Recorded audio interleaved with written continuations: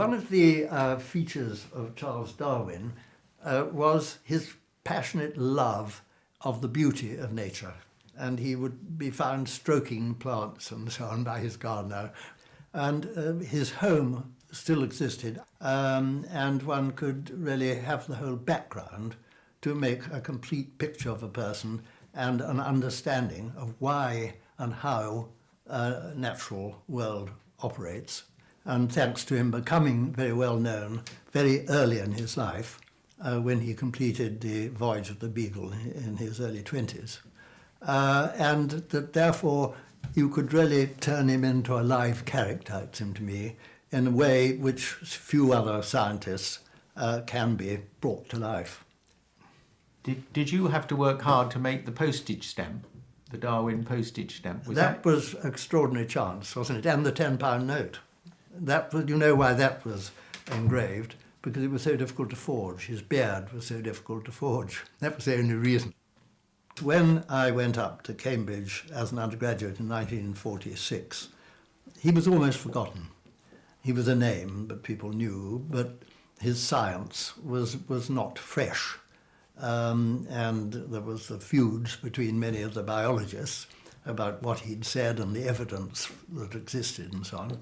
And it was really only in the 1970s, after the human genome was beginning to be understood, which meant that they could, through the DNA, they could actually trace the history of mankind from the beginning, and of animals and rocks and everything else. So suddenly he became very relevant. So how did the comedy of change happen?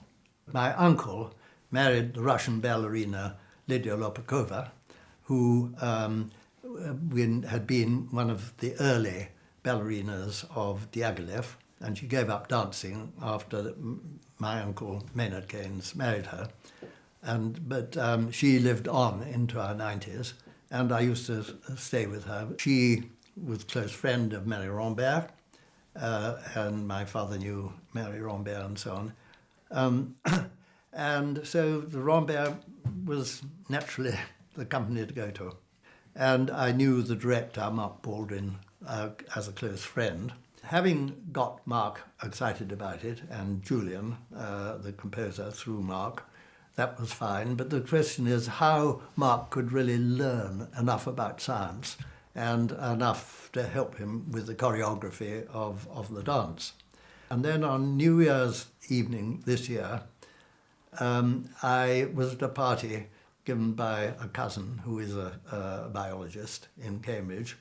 And at midnight, I started talking to a girl there and discovered that she was a scientist working on the neurology of birds, and that her other passion was dance, and she taught salsa. So I realized this was very interesting to find a scientist who was involved in animal behavior, particularly, but also neurology, and a passion for dance.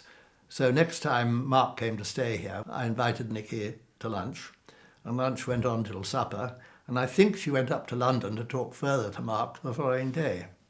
And this, for Mark, I think was very important, to have somebody full of ideas which could be translated into dance.